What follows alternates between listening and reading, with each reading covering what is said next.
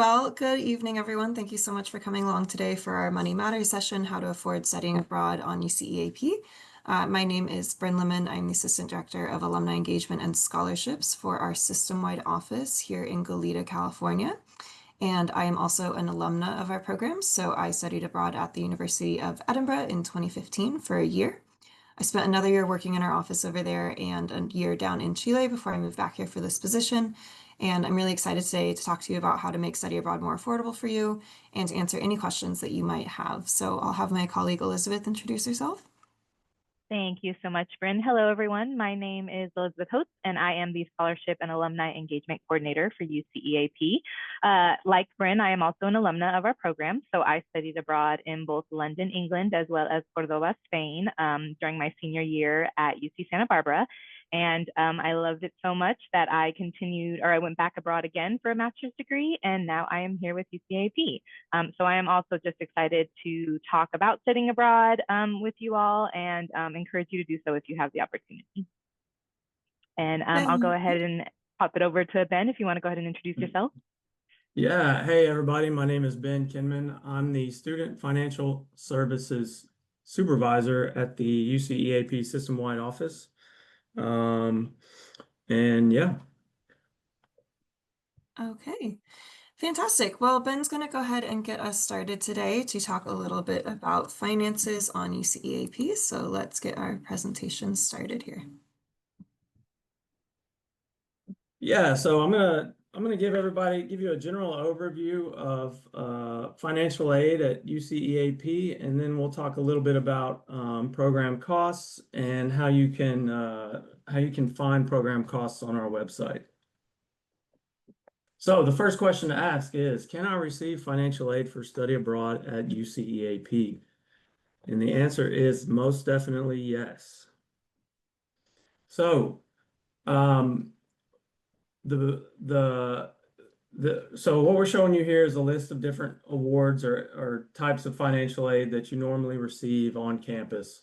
So pretty much everything that you normally get at your home UC campus is going to be available when you study abroad with us at UCEAP. So that includes everything that you can get from the FAFSA, so the Pell Grant, student loans, parent loans, outside agency grants that you may get, Cal Grant, Stanford Tuition, Department of Rehabilitation grants, and veteran benefits. And so we do support the CalVet waiver. So any students that's currently receiving a CalVet waiver on campus will continue to get that at EAP. The big note here is that if anyone is a military veteran that's receiving GI Bill benefits, unfortunately, we cannot. Students cannot receive GI Bill chapter benefits while they're at EAP. But yeah, pretty much everything else is available and can be received. So how does financial aid work with UCEAP? So pretty much you're going to do everything you normally do. Make sure you have your FAFSA done by your campus deadline. Fill out a DREAM Act if that's applicable to you. So basically just have all your normal financial aid documents completed that you would normally do at a normal term. We create program budgets, so we'll create a comprehensive budget for whatever program you're going on. So we have budgets for all our programs. We'll provide that to your financial aid office. And they will use that to determine your cost of attendance, and then that will allow them to package you based on the cost of your EAP program. And then prior to your term abroad, your campus will send us your financial aid package, and then we'll apply it to your UCEAP portal account, which will go towards paying off your fees. And then if there's any financial aid remaining, we'll disperse that to you directly.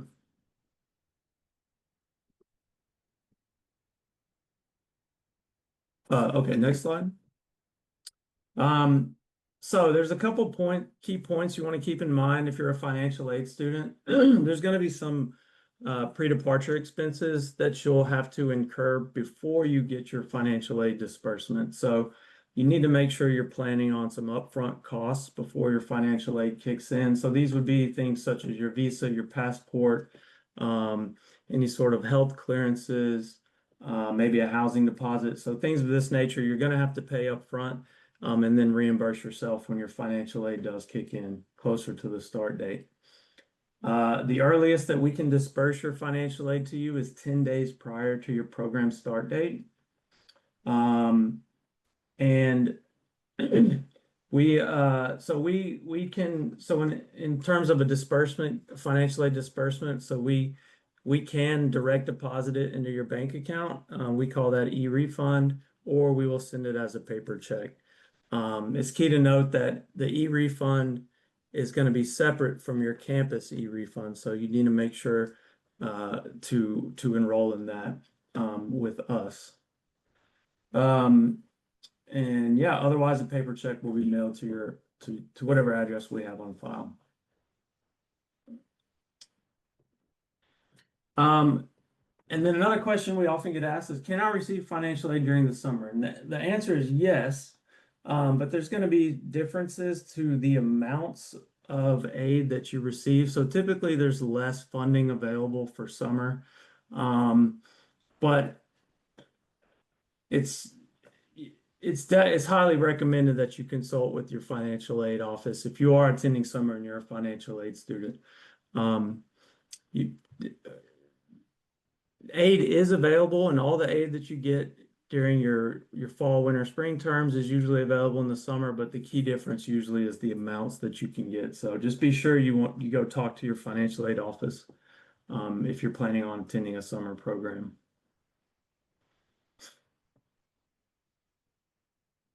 All right, so now that you know how financial aid works, you need to know how much your program costs. And so where can I find my program costs? So each program has a cost page on the website. We have what we call a cost calculator. It's going to ask you a few questions, and then it'll print out an estimate that's customized to you, basically. And you can use this to bring with you to your financial aid office so they can help, give you an estimate on how much aid you might get and how much aid you might get dispersed back to you. So just quickly, looking at the cost calculator, it's going to ask you what your campus is, so it can determine each campus has different campus fees. And then it's going to ask you, the one below that's going to be select your cohort. So this has to do with your tuition rate. So the amount that UC charges you tuition is based on the academic year that you first enrolled at UC. So that's what this question is asking you. It's asking you when did you first enroll at UC? And that way we can get the accurate tuition amount for you. Then it's going to ask if you're a California resident. So excuse me. We do charge non-resident tuition. So if you're considered a non-resident of California, you will continue to be charged non-resident supplemental tuition while at EAP, or for your term abroad at EAP. Then it asks if you're a graduate student, and then it asks you to choose your package. So some locations have different packages, we call them. It's basically just different terms. So for this one, it's fall at Yonsei. And then it's going to give you two categories of costs. So the first category there, it's right underneath your estimate. It's the tuition, UCEAP fees, campus fees. That's the total estimated program cost that's paid to EAP. So that's actually what's going to get billed to you on your UCEAP portal account. Your financial aid will go towards that. And then if you have financial aid greater than the EAP fees we assess there, that's how much we'll disperse back to you.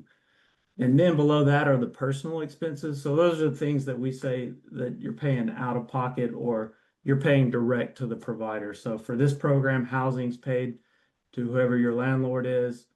And the meals, of course, are out of pocket, incidentals, transportation, books, etc. So those are your personal expenses. And it's just key to note that the top part, that's what you're paying direct to EAP via the portal. And then the below part is personal expenses. Those are costs that are not paid directly to us. And that includes the airfare. So yeah, so you add those two up, and that's your total program cost of attendance. And then it's a good idea to take this to your financial aid office to get an estimate on your aid amounts. So underneath that, we provide a campus financial aid contact. You can see a link there. So each campus obviously has their own financial aid contacts. And so depending on the campus that you select in the calculator, will give you the correct financial aid contact there. And yeah, so that's it. That's basically it. I just went over a general overview of how financial aid works at EAP.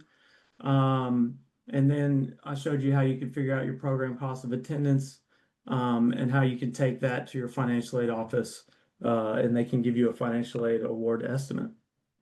All right, and so now I'm going to pass it over to Elizabeth, who's going to talk to you about the scholarships that we offer for you. Thanks so much for that overview, Ben. So myself, as well as my colleague, Bryn Lemon, are going to talk to you about scholarships, and we're going to start off with what UCEAP scholarships are available.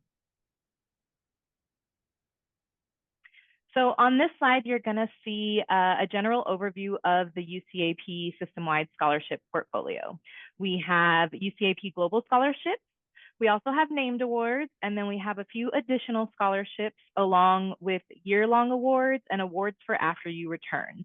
During this presentation, we'll touch on each of these scholarships a little bit, and you're welcome to refer back to the recording or presentation later if you have, or reach out to us if you have additional questions. Excellent. So the first question you may be asking is, how do I apply for UCEAP scholarships? So we're going to start with our global scholarship, which Elizabeth mentioned. This is a $2,000 award for quarter, semester, or year-long programs. And when we say year-long programs, that is $2,000 per semester that you're abroad. So it could be a total of 4 for the entire year. And these scholarships are also valued at $1,000 for summer programs. So the link here that you'll see on the screen, uc-eap-ucop.academicworks.com, that is where you're going to submit your application for a scholarship. We are not in an active application cycle at the moment. We have closed our applications for fall, and we'll be making notifications shortly to students who have applied. But if you are considering going abroad in the spring, those applications will open on August 15th, and we'll get into those details later, but that's the next active cycle that we will have. Once you're in our system, you are going to create an account and indicate that you are interested in applying for UCEAP scholarships. This is an independent process from applying to your UCEAP program. So you will need to create a separate account in order to do this. Once you're in the system, you will also fill out a form with your general biographical information, like your name, your campus, your contact information, your GPA, and things of that nature. And beyond that, you will have to fill out some statement of purpose responses. So we'll detail those in a second. Now, on this slide here, we have some of the named awards that I referred to in the system-wide portfolio. I'm not going to go through each one, but for example, we have the Dr. Nathan W. Cohen Scholarship, and this is actually one of our newer awards that is up to it's an up to a $5,000 award, and it's for students participating in a summer program at the University of Stirling, Scotland. As stated, it's for students participating in a summer program at that specific institution, but as you can see here, there are several named awards that we offer, and all of them have different eligibility requirements, such as studying in a certain country or having a certain major and things like that.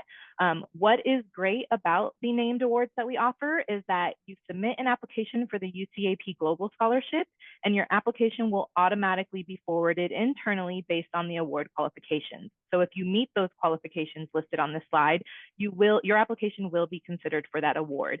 So there is no additional application that you need to complete. So we highly encourage students to submit a global scholarship application so that you are considered for these named awards. Excellent. So typically the way that this process works is if you come within the top 10 to 8% of students within the global scholarship category, and let's say you're also studying in Italy for the summer, we will forward your application internally into the consideration for the Gallon Family Scholarship. If you don't hear from us regarding one of these awards, you can safely assume that you will not be receiving one. But we may contact you saying, hey, you have received this award in place of your global scholarship. So what other scholarships does UCEAP offer? So these awards are direct apply to opportunities. So they are in addition to our other scholarships. These include our social media scholarship. We have a videography scholarship, a Founders Prize award in 2 different programs, one in Paris and one in London. We also offer a University of Sydney Equity, Diversity, and Inclusion Scholarship, which is a housing waiver, meaning that all your housing will be covered for your duration of your program there. We also offer several year-long awards. So you'll see our Shorta Scholarship, our Dutton-Haber Scholarship, Paul Dutton-Haber Extension Scholarships for students who go abroad in the fall and decide to stay and extend to spring. And our Chris Borton Memorial Scholarship. So the terms and funding associated with each of those awards is on the right-hand side, but do note that they do require an additional application. So these are not awards that you will automatically be considered for when you apply to a global scholarship. So if any of these feel of interest to you, I recommend looking into more details about them on our website.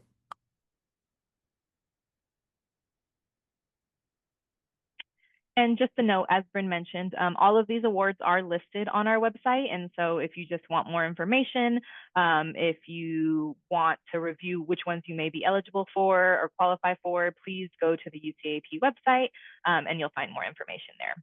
So now we're going to move on to what eligibility requirements are necessary for UCEAP scholarships. All UCEAP students are eligible to apply for UCEAP scholarships. So UCEAP does not have any citizenship, residency, or other eligibility requirements. If you are a UC student who applies and are ultimately selected to participate in a UCEAP program, you are eligible for a UCEAP scholarship. Excellent. What are the application deadlines for our scholarships?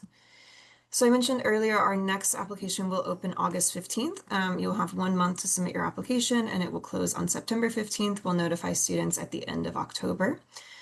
For summer, those opened on January 15th and closed on February 15th, and fall and year-long applications also open January 15th and close March 15th. Something to note is that these deadlines do not change each year. They are very strict. We adhere to them each term. You must submit all of your materials by 11:59 p.m. on the day of the deadline. We do not make exceptions for technical issues or personal hardships unless you email us in advance of the deadline. So do reach out if you feel you're not going to be able to meet the deadline, but otherwise these are very hard deadlines. So ensure that you do submit your materials by 11:59 p.m. So now we're going to talk about what requirements are there for accepting a UCEAP scholarship. So if you are ultimately selected for a UCEAP scholarship, before your program starts, you will be asked to complete a thank you letter to the donor of the award you were selected for that is due upon your acceptance of the award, along with a professional or portrait photo of yourself. And this is just so that the donors of our scholarships can put faces to the names of the students who were ultimately selected. After your program, you will be asked to submit a 2-page report on your time abroad and submit a minimum of 3 photos showcasing your experience. And one of the things we did not mention at the start of this presentation was that the photos that you're seeing in the scholarship portion of this webinar are actually all photos submitted by our scholarship awardees. And so really we just asked for photos that really showcase your time abroad, and they're very unique and up to you. Okay, what are some application tips for students interested in applying for scholarships? So our main tip is to make your application, your responses memorable. So we want you to be really specific about your background and your motivations behind your selecting your particular program on UCEAP. Now, AI is something that comes up at the bottom of these tips, and I'm gonna bring it up to the top here. We've been receiving more and more applications from students that are AI generated. It is quite apparent when an application is generated by an AI chatbot. We really want you to write your statements. We want to hear your personal voice reflected in these. We want to have it demonstrated that you've done extensive research about your program, that you are knowledgeable about how it will help impact your future academic and career goals. We really want to ensure that you shine through. We read hundreds of applications each term, and it really does necessitate a little bit more effort on the part of the student to stand out. We are looking for students who have found programs that match these goals. So, for example, I studied abroad at the University of Edinburgh. I was an English literature major, and there were some really fantastic courses available in Gothic literature that were not available at my home campus. That's a great thing to mention within your essay. Or let's say that you plan to go into the medical field, and learning Spanish, for example, is going to be really beneficial for the segment of clients that you want to work with. Definitely talk about how that motivated your choice to study abroad in Spain. We do want you to stay away from cliches about travel and other cultures. Of course, this is going to be an incredibly life-changing experience for all of those participating. But because you have a limited word count, let's just stick to being as specific as possible with your statements. We also want to make sure that your response is focused and concise, that you've had it checked, that there are no grammatical or spelling errors within your statements. You can certainly have peers review these, or guardians, or someone on campus if you have a trusted professor or a writing center willing to look at your statement.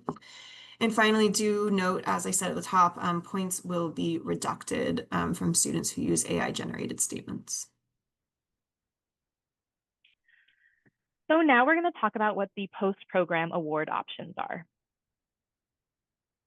So there are 2 post-program awards, and so that means these are awards that you would apply to when you ultimately finish your UCEAP program and return. First is the UCEAP Internship Awards. That is a $750 award, and that award recognizes students who have distinguished themselves while acquiring career training and workplace skills on a study abroad program. These awards are offered semi-annually for internships in all disciplines.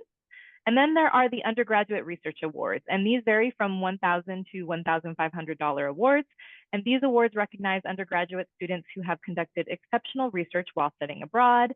These awards are offered annually for research projects in all disciplines. If you are interested in learning more about either of these awards, there is a link on the screen.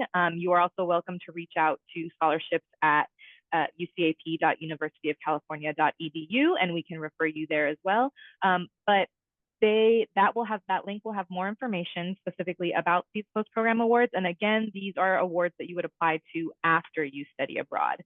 A question we get asked sometimes is if students should think about kind of doing internships or research before they go abroad, and mention that in their scholarship applications. And if you have a very firm idea of the kind of internship or research, or maybe you already have that organized, or internship secured before you go abroad, you are welcome to talk about that in your scholarship applications, as that would relate to your program choice and goals that Bryn mentioned is important to focus on in your application. Okay, so that concludes the overview of our scholarship portfolio. Here we have some additional UCEAP resources. So we do have a UCEAP YouTube channel. Several of our previous recordings of our scholarship webinars are also available through that channel, and there is some more detail that we go into in those presentations because we have a longer time to speak. We also have an Exploring Your Identity course available, so you can find the link there, and that'll give you a little bit more background and insight as to how UCEAP can help you expand as a student and as a person. We have our programs team and campus contact information here as well, so you are welcome to utilize that resource should you need to contact any other staff members.